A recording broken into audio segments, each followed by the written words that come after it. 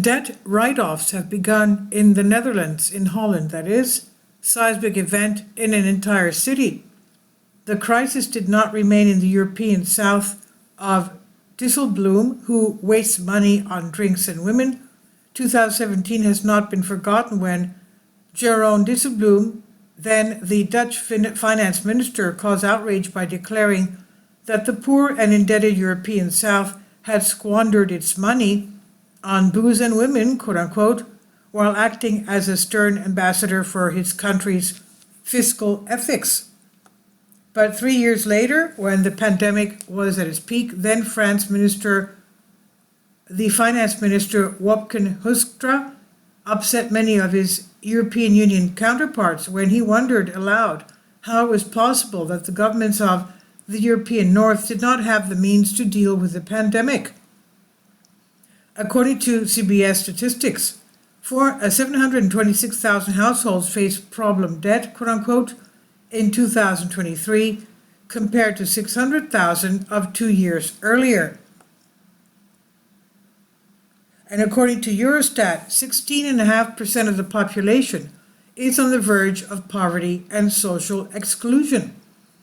In 2020, Amsterdam took over young people's debts and allowed them to pay them back to the city rather than the original lender. Young people could also write off part of their debts if they took part in education or training. Isn't that wonderful? The country's municipal authorities are now finding new ways to get people out of this debt trap. The city of Arnhem, the city of 170,000 people, just 20 kilometers from the German border, announced in late April that it intended to free many households from debt, without any consideration whatsoever and without any conditions whatsoever.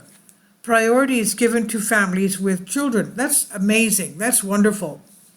The idea behind this unprecedented decision is that social problems can be better addressed without the debt loop, such as unemployment, domestic violence, child neglect, addiction risks, or crime.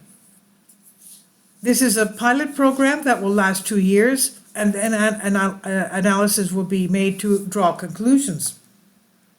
Debt leads to more debt, explained Mark Lorix, Anaheim City Council responsible for securing livelihoods.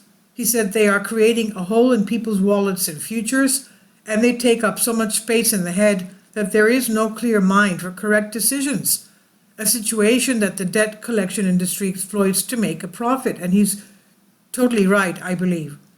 He said, it is therefore time for a radical approach which would be both much more favorable and economically lower. Debts totaling 3.5 billion euros across the country are being dealt with at 17 billion euros, meaning they cost disproportionately much. The approach to addressing this societal problem with unconditional debt forgiveness gives troubled households the opportunity to get their lives back together immediately, Lorix points out.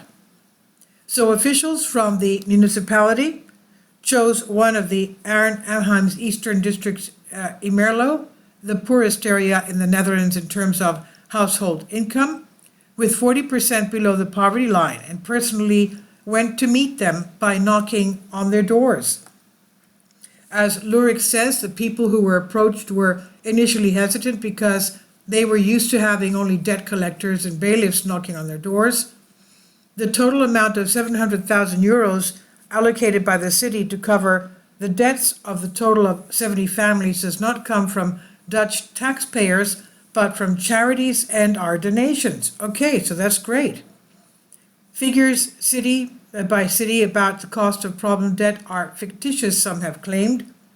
A university professor warned of moral hazard, hence the risk of pushing other households into debt.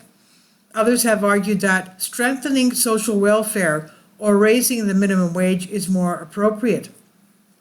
Overall, however, the response has been positive and surprises anyone who associates with the Netherlands with Dijsselbloem's style of fiscal ethics. This is from Pro News, and I've translated this from a Greek article. This is fantastic. So it all comes from charities and donations. It doesn't come from taxpayers' monies. This is great. Please leave your comments and thank you for your support. Finally, support my Patreon account. The daily posts are 5 videos daily, and they are totally different from what I have on my YouTube channel.